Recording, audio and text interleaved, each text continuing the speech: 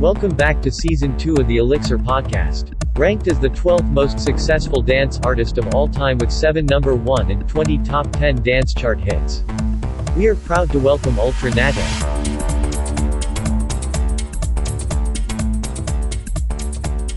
Hello everyone, my name is Shel Fuller and welcome to the Elixir podcast. We have a really wonderful, really special guest for you today. But before we get to our special guest, I just wanted to remind you that last week we had the Mix for Your Life, the third episode basically. And it's online now. It's available everywhere except Spotify. And we had 2 weeks ago, of course, Janae Cat was back, who basically is out with a new song on Nervous Records called I Found You with Sterling Boyd and Ron Jameson. And if you get a chance, go online, check that out. It's a really great house track. And now, without further ado, we're going to get to our guest for today. And you know her as Ultra Naté. You know all of her songs. You heard her voice. She is basically 7 number 1, 20 top 10 dance hits. And she's just wonderful. And she has taken the time to come and speak with us today. So I would like to introduce the lovely Miss Ultra Naté. How are you? Yay! Thank you. Hi, and the crowd goes crazy. And the crowd goes crazy. Good. Well, you are just on the move. It's funny because I was explaining to someone, when Free came out years ago, I remember, I think I was probably, in my early 20s. So, and it was just really such a revolution. That song you couldn't get away from it and you didn't want to get away from it. It was wonderful. Tell me a little bit, let's start from the beginning. So you were born and raised in Baltimore, and how did singing and music become a part of your life? Oh, wow. Let's see. So I wasn't originally born in Baltimore City. I was born in Maryland. Okay. In Maryland, but in a really small little town north of Baltimore. But I've lived in New England, and then I moved to Baltimore when I was still a kid. So for all intents and purposes, I consider myself from Baltimore in that way. Okay.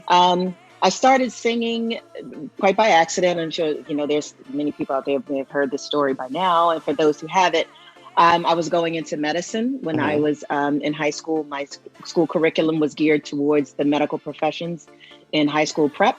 And so once I was started at university, continuing on that track, I had also simultaneously started clubbing. I discovered club culture and underground nightlife. And that was pretty much, the beginning of the end for the medical career. Yeah. Only because of circumstances, a lot of different circumstances at that time, being very young, and the expectation level on me when I got to university, because I had been college prep and I had all these advanced stages. I didn't start off like, at the bottom. You started at the bottom where I needed to start just for the support. For the support and like acclamation, Of course. So I felt like I was kind of thrust into like this strange world and a lot of crazy demands on me. And then on the other side of that, I've discovered this whole new world where it's complete acceptance and complete inclusivity. And there's this amazing, creative, live,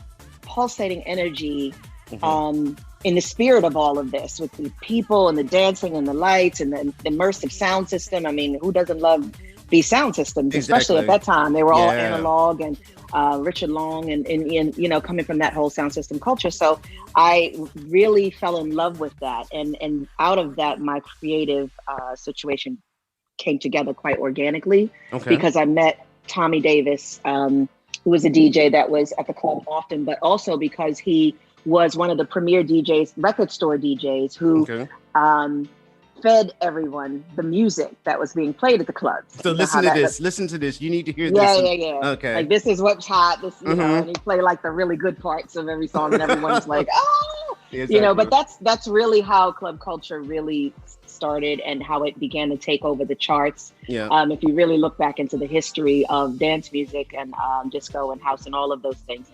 And so it was that symbiotic relationship that built the house in a real way.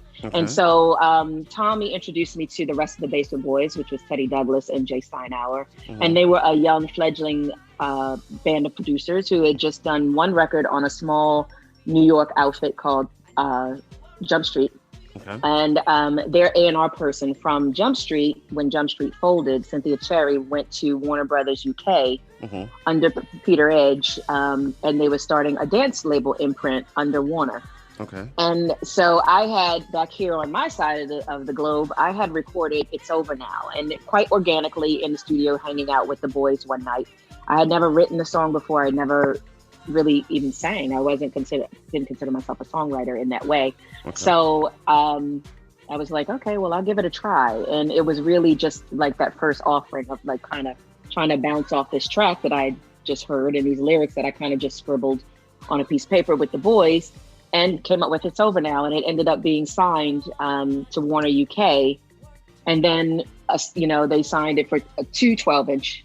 They don't just sign one song. They want to follow up, because if that's a hit, they want to be able to follow that up. And when I wrote the second song, It's Over Now was doing the business. I ended up on Top of the Pops, and like all these amazing things were happening. I was on the buses in the UK everywhere. And, okay. And I was like, what the hell is happening? Is that me on the side of a bus? Oh my God. I mean, it was crazy. Like, because this was underground culture for me here. Yeah. Like, this world only existed in this very limited specific space that you went to on the weekends, and only people that were in that culture knew about it. So to land in the UK and there's massive brand building posters and things of a diva.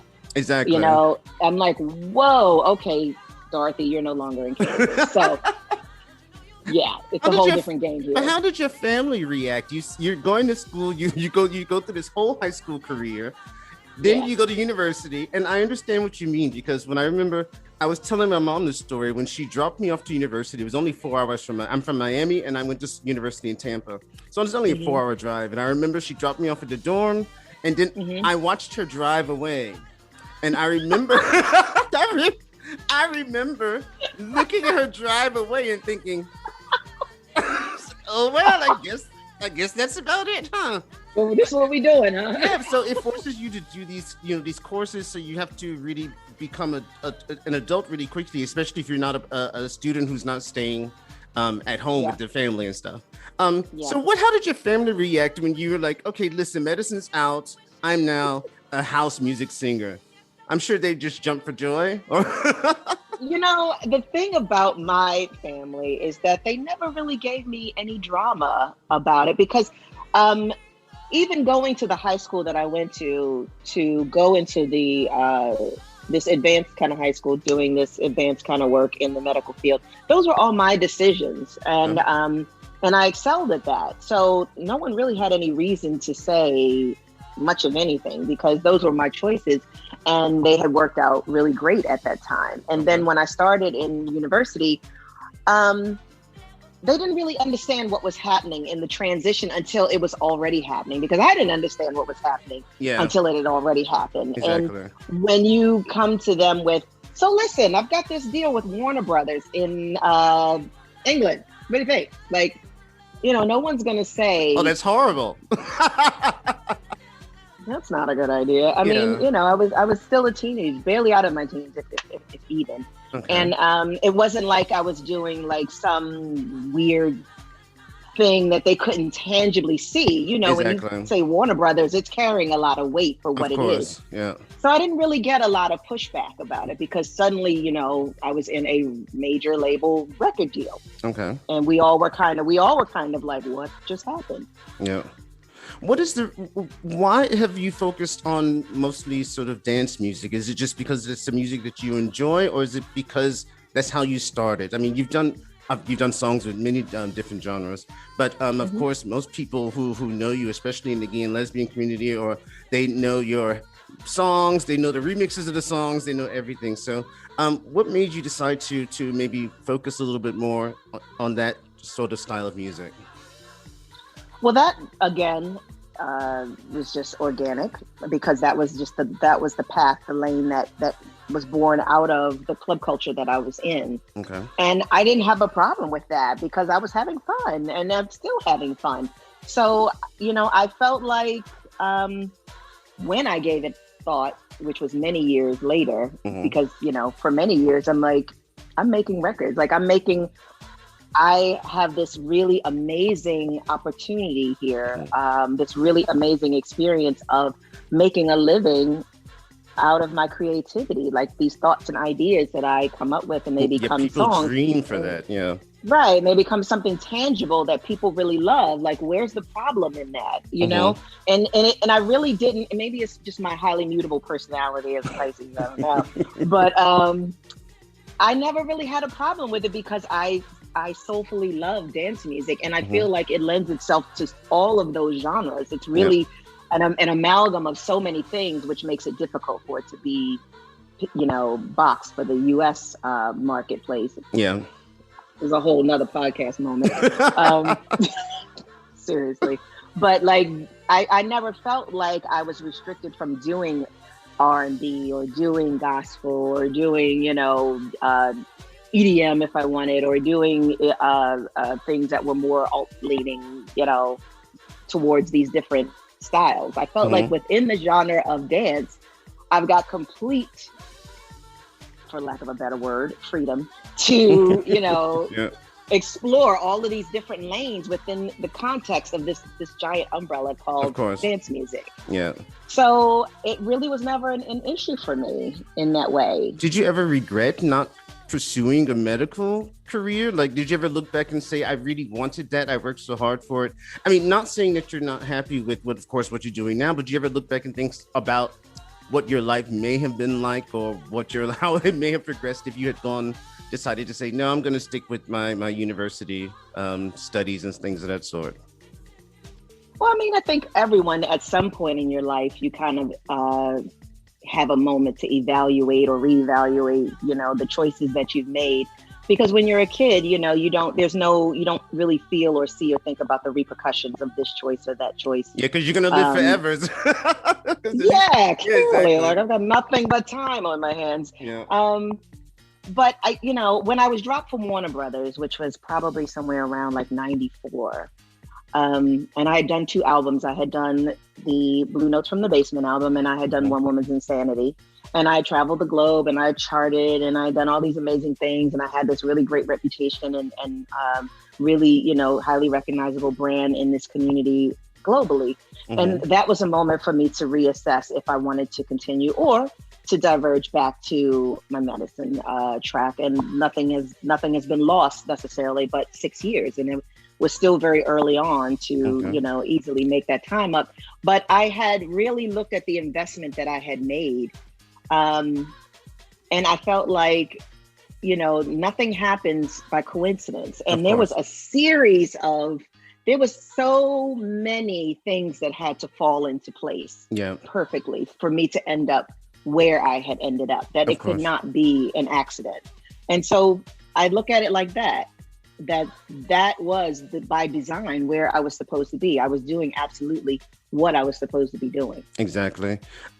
Question, just let me know if this is a little bit too personal. When a label drops you, like what is the process, and what do you, I assume it's a very sort of traumatic or sudden, were you a little bit like, okay, I see it's going in this direction? Because almost every time I hear a story about someone being dropped by a label, it's usually associated with some sort of trauma or something happened or an incident. How was that experience for you? And if you're able to, so what was the reason behind it, and what did you do afterwards? Boy, that's a lot to unpack there, babe. Sorry. Yeah. It's a great question, and I have to give you credit because I've never been asked that question in 30 plus years of doing interviews, and I welcome that. Okay. You know, the same old, like, it's Ultra your real name. Like, exactly. I've gotten that a million times. It's Ultra. Can you tell me? For years. Yeah. Ultra Naté. Is that your real? Where'd you get the name? Like, it's my birth name. But it is. It is a very bewildering feeling. To backtrack, in that moment, I knew that it was coming because, again, a series of many things that happened. After my first album, if you could read my mind, way in the wrong direction, with Blue Notes from the Basement, I was on Warner UK for the first album. And then my A&R person, Cynthia Cherry, you know, she's American, obviously, and she's living in New York and had moved to the UK in order to facilitate starting this new label. She was getting homesick, wanted to come home. And so her and Peter, my A&Rs, decided that they would move the label imprint to the US. Okay. So then it was time for my second album. Once they moved to the US, I was no longer a project that belonged to the UK label. Okay. With all of the project managers in each department. Okay. You know, so now I was now a product of the US label, but I wasn't actually a product of the US label. You were actually still UK, yeah. I was signed by the UK folks, and they are the ones who had a relationship with my music and a relationship with me personally, and the audience domestically that understood what dance music /house/garage at that time, what the music was all about. You know, when I was moved to the US label, it was basically starting almost from the beginning, of course, with a whole new crew of people that were now in charge of my project and who were now trying to figure out who do they market me to? Who is my demographic? Because there was no established market in the state, of course. And there you have it. And that's pretty much how the US majors, most majors, period, but especially in the US, who are we marketing this to? Who is the demographic? And they want that very specific lane.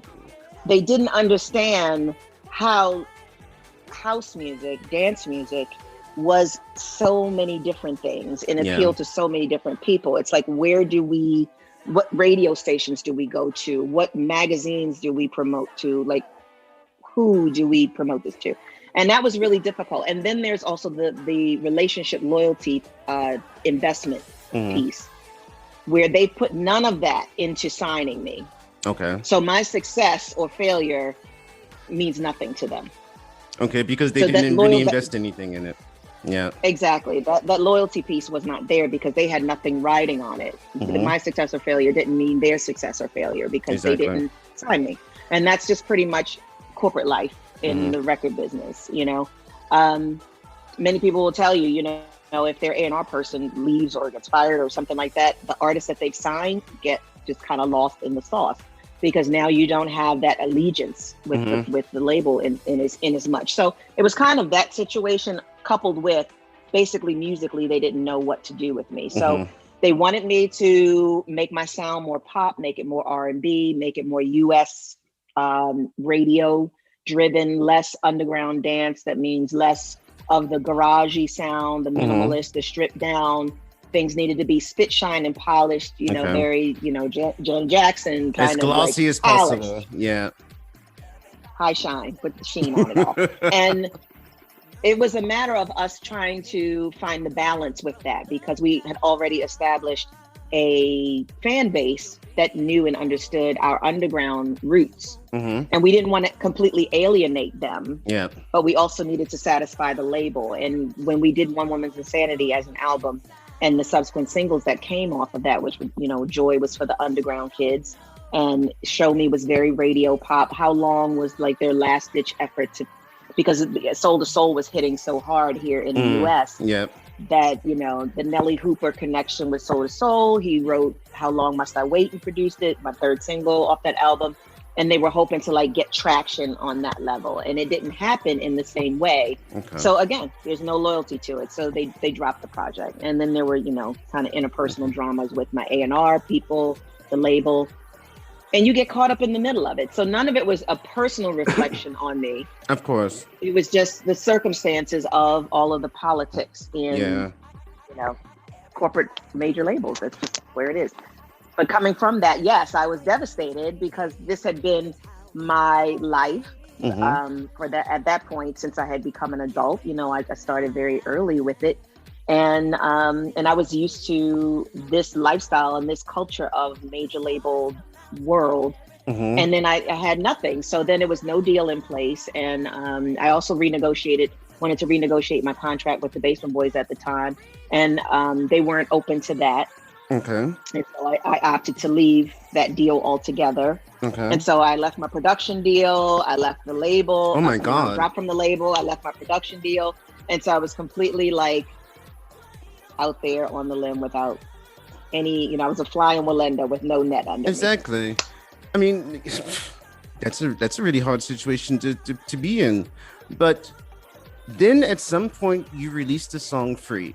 Now, Free is probably what you're best known for. You have a lot of songs that people know, but Free is the one that just, I remember when it came out, just the beginning, just the beginning of the guitar, and I thought, so, oh, okay, this is something new going on here.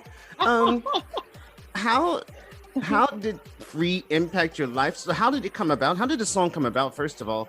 And I'm sure your life was sort of like there was a big explosion of all sorts of stuff right afterwards. So how did the song come about? Yeah. And how do you feel about it also today? Like, I'm sure you've performed the song so many times. How do you feel about this song today?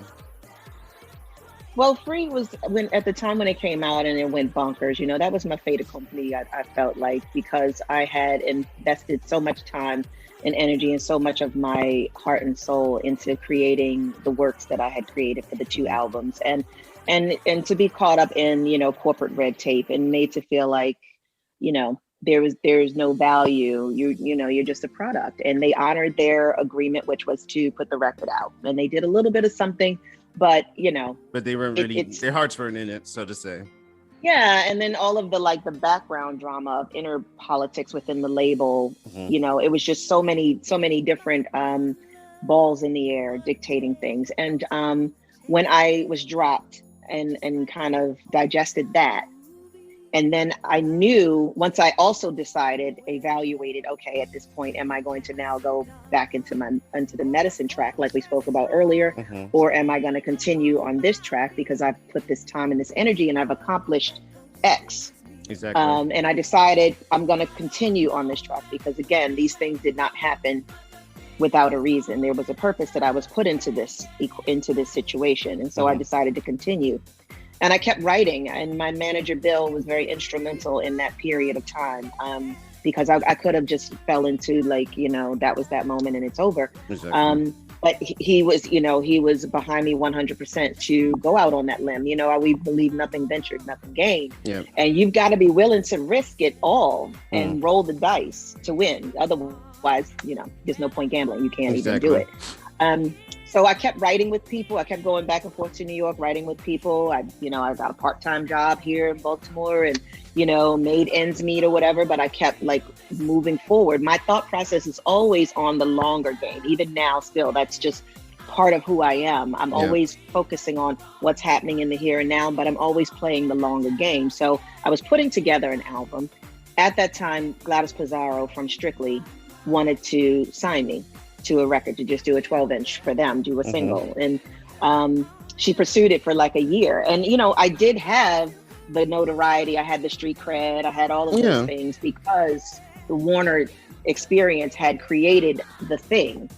And so that was beneficial to have that thing as far as being so established as an artist, you know, globally. And we signed with Strictly. And it was basically like, okay, now you just go off and do what you do. They didn't need to necessarily A&R me in the same way because I came from a major label and having done 2 albums of my own already under my belt. It wasn't like experience, exactly. You knew what to do. Yeah, I wasn't a new fledgling artist that you now have to guide, you know, around to learn, you know, the ropes. So we just got on with it. And Bill, you know, he basically said, you know, what's your first song to be like? When he decided we should consider Mood to Swing because they had this really great sound. They were really, you know, New York darlings, they're awesome. Underground darlings, and they had a really great production sound. And so, you know, I loved them because I love the music. And we had that big meeting when we first started working. It was like, what do you want your first song of, you know, this, basically what I looked at it as my next chapter. Okay. To be like. And I was like, well, I wanted to have guitars. I wanted to be, you know, a guitar-driven kind of song. I wanted to really stand out from anything else that's out there. And that was the risk of really stepping out from the template of what dance music was at that moment. Yeah.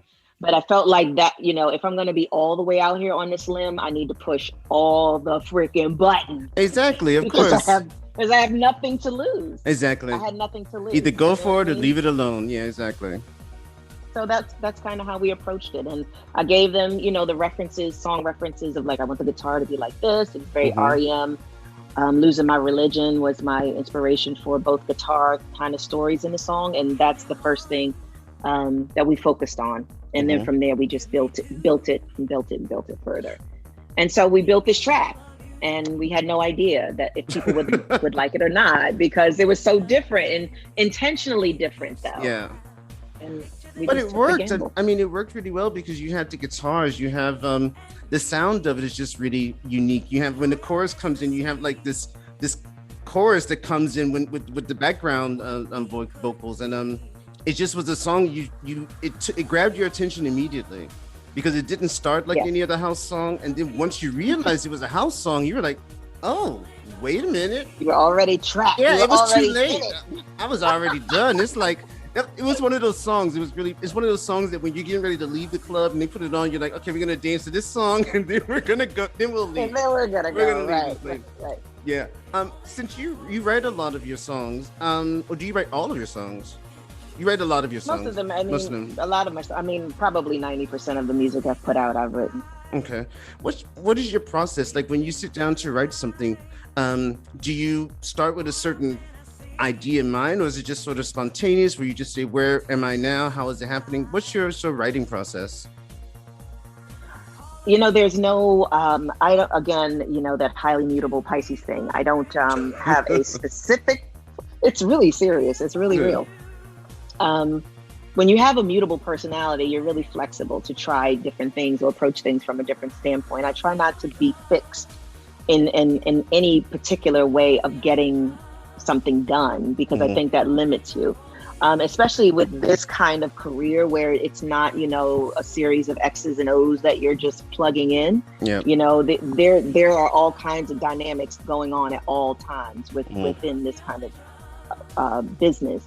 And so you have to be open to the context of this particular work or that particular work, and it varies greatly. So a lot of times, through those years when I had a set record deal in place and I was now writing for an album or writing for a single, the ideal situation was always to be in the studio with the co-writers that you're working with, or producers or whomever, and come up with concepts and ideas. Whether that starts with, like I said, for free, it was, I want to have a guitar kind of thing going on. Like I want that to be the thing.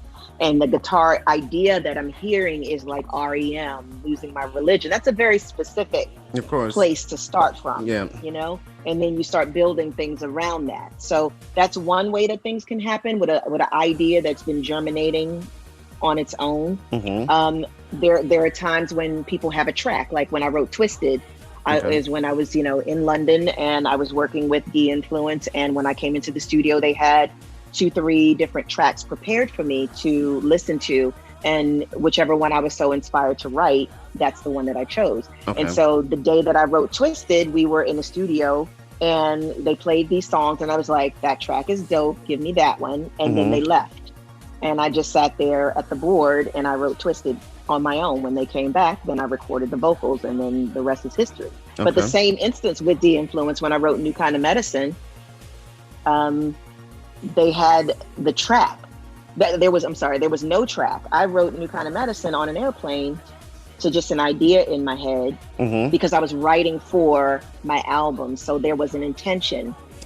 And so I was always processing, like, what are you thinking? What are you feeling? What are you seeing? What are you hearing? You're kind of like a big sponge. Yeah. And anything can be anything, which is so bizarre. Like anything can be that inspiration. It could just be like in this conversation, just something that you say off the, as a lark or whatever. Suddenly that becomes an idea in some kind of way. So I was writing with intention for my album. I wrote New Kind of Medicine because I was flying back from LA, back to Baltimore. I knew I had to go to London in a couple weeks to write with the boys. So I was like, I hear this new kind of medicine, just that lyric sounds dope. Like, what would that story be? Yeah. And I already knew the Situation Critical album, what the context of that album was supposed to be and what my concept was.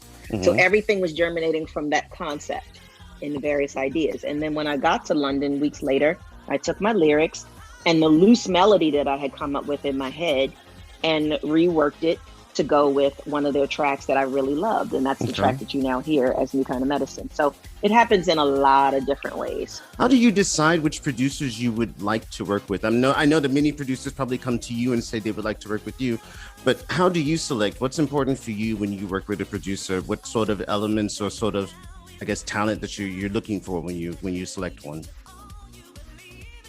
Well, the first thing would be that their music sounds good.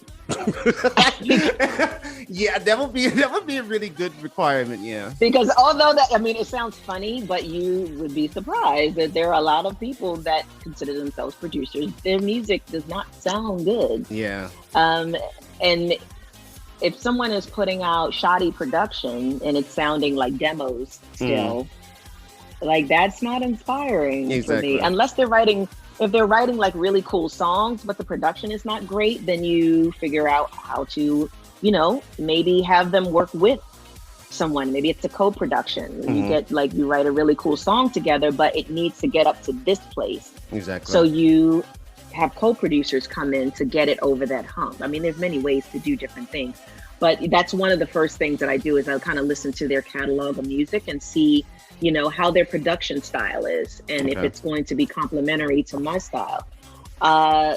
Then also I look for, what are they bringing to my equation in terms of brand awareness and brand building? Are they a completely unknown producer, or are they someone that's well known that this collaboration is going to carry more weight because of who they are and who I am, us together. Yeah. And that doesn't eliminate the producer that's unknown, because maybe they're doing some really dope, incredible work, and that's inspiring to me, and I don't care that they're unknown. So all that really just depends on what specifically they bring to the table. I know a lot of times as a focusing in the dance music genre, as a singer, you perform a lot of sort of single songs, so 12 inches and things of that sort. So how do you go about when you say, okay, I'm going to complete an album, to say, okay, this is my concept? Your last album was called Hero Worship. Am I correct? Actually, there was one after that one, and that was with Quentin Harris.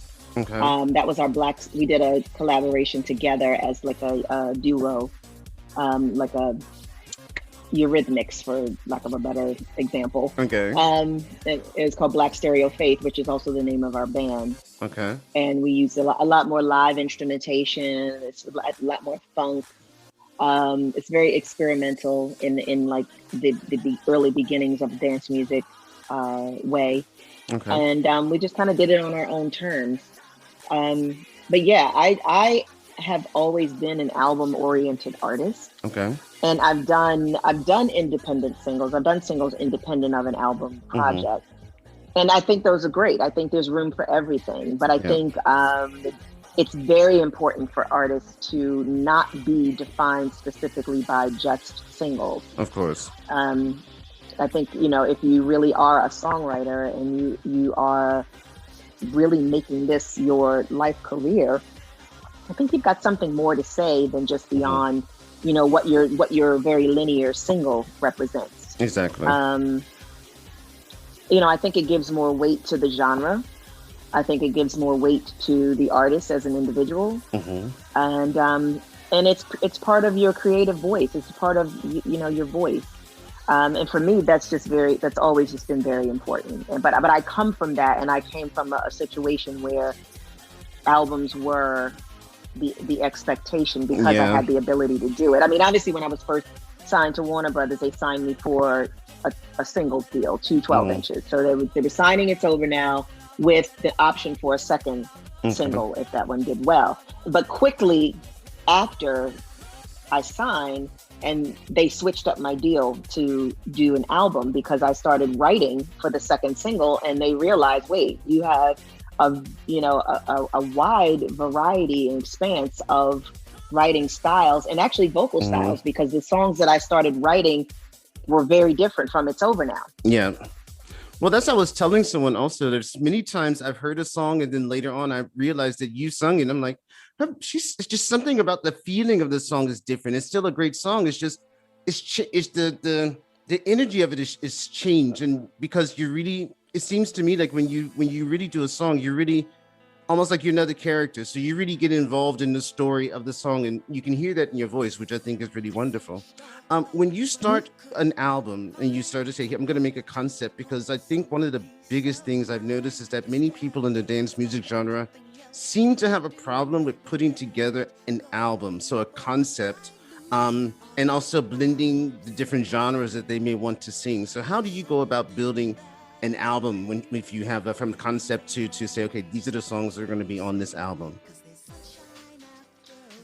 I didn't used to have to think about it. It was just, it was just commonplace, I think, because that's what happened from Blue Notes from the Basement. Mm-hmm. And, it kind of, you kind of encapsulate like what's happening in your world at that moment and what you want to convey as a story. So Blue Notes from the Basement was really raw in its sound, and it was very early in the origins of house music, mm-hmm. as it was coming together, and that it's reflective of all of that, of what club culture was, and also of my personal stories of relationships and how those things were going left, because I was still young and discovering a lot of things and mm-hmm. trying to figure things out, and that was my material. So it's like, I need to write a song. What am I thinking? What am I feeling? I don't even know, but something is getting ready to something's clearly coming. Getting ready to come out. And we're both gonna find out. Yeah, exactly. So it's kind of like that. And then you just kind of get better at it. You kind of get better at drilling down on conceptually what you want your story to be and what you want it to look like. And so One Woman's Insanity and then Situation Critical, very, very specific and way specific for everything since then. I'm just, it's been like, this is what I want it to look like. This is what I want the album to feel like. And so this is what the songs should also feel like, because this is what the aesthetics of the album are going to be like. Yeah. I don't know. I don't really know how to explain it, but it's like, it's just always been like that for me. Okay. I don't know. Well, you've had well, there's some things it's just hard to explain. You say, okay, I know how it happens, but it's hard to really put it into words. It's just difficult sometimes to explain it. Sometimes it's just like, okay, I don't know. It just happens.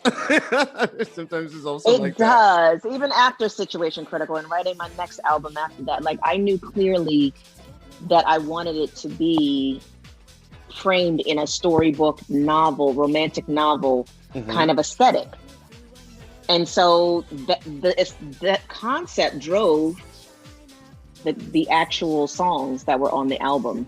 Okay. And the titles that I chose, Breakfast for Two and, Love You Can't Deny. And, like all of those things were like chosen out of this romance novel, the cheap romance novels that you buy at the grocery store or something like.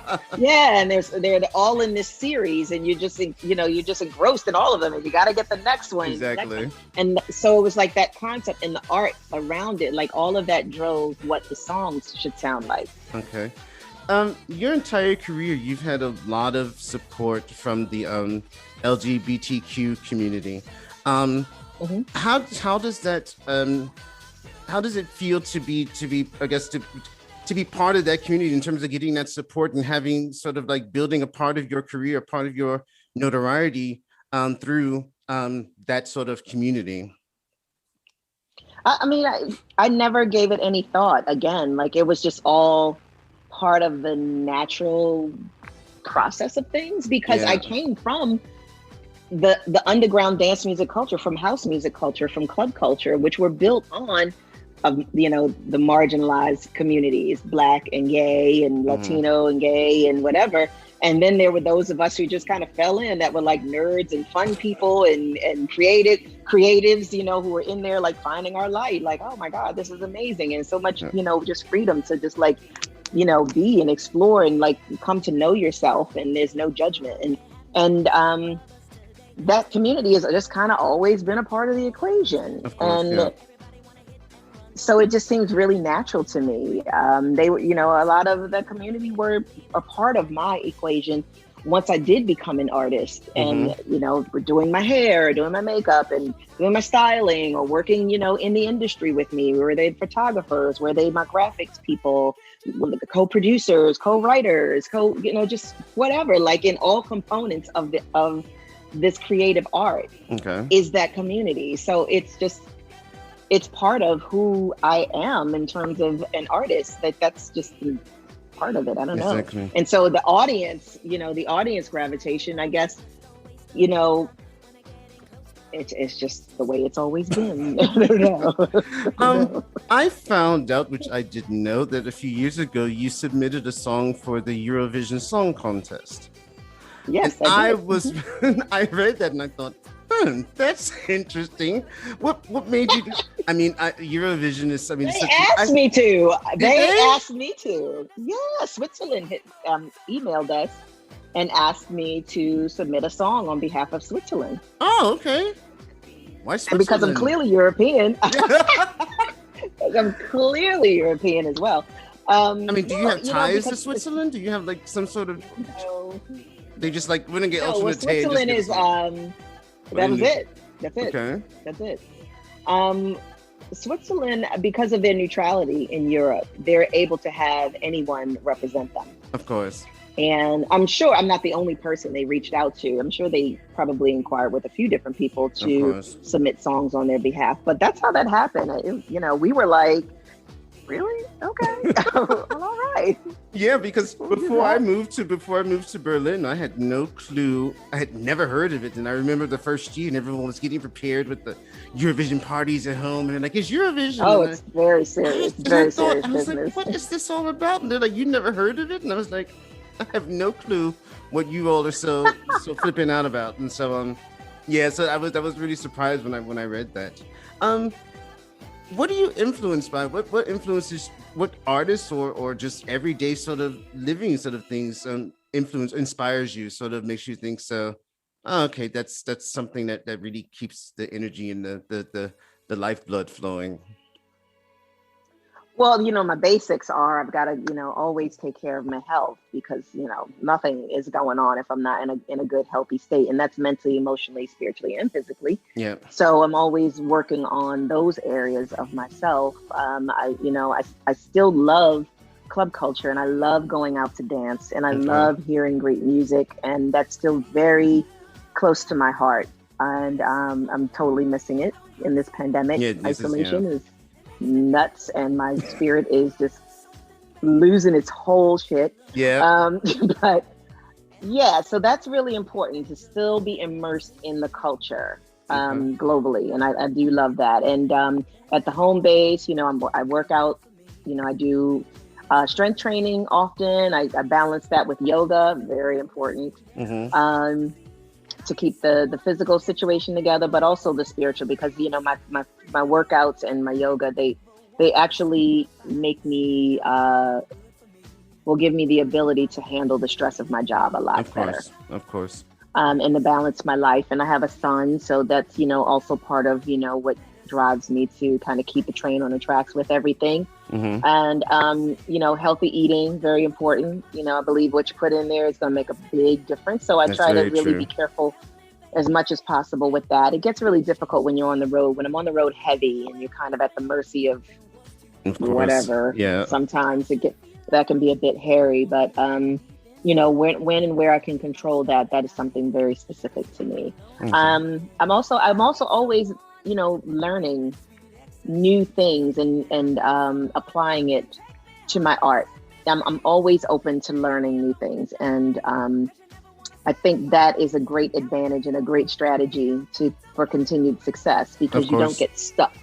You don't get stuck on doing anything any one way. You don't get caught up in the hype of what you've accomplished previously and try to ride on that, skate on that forever. You know, it's a matter of always being open to learning more and more and more. Well, it's like a multitude of different things. My grandmother also said, she said every day she learned something new, even if it was something small. She's like, every day there's something you can learn. There's always something that's open. And I think that's something that's really it's also been important. It's been taught in my life from my family and stuff like that. So yeah, it's way important. And really I think people don't really understand how important that is. Even like you said, small things, and then applying it to different areas of your life. Exactly. Well, I just looked and we already have run out of time. And I'm really surprised because it's been such a lovely time talking to you. And it was just to ask these questions and for you to take the time to really just to appear in the podcast it means a lot to me. And I'm sure it means a lot to the listeners. And of course, we're going to play 3 of your songs at the end of the podcast so people can just hear how wonderful you are. And I just want to thank you again for joining us today. Thank you. All right. So thank you, everyone. Thank you for having me. I appreciate you. Great.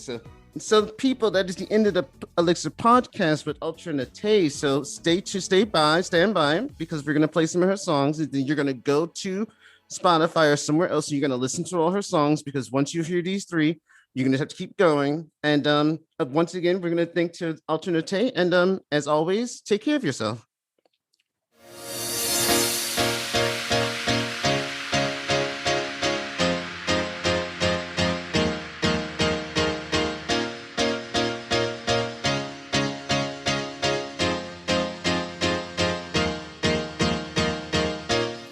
Where did we go wrong?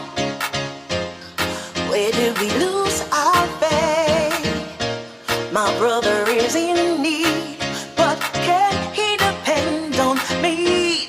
Do you think if one of you tried, maybe you could find a better friend than any other? If you gave more than you took, life could be so good. Come on and try, now's the time, 'cause you're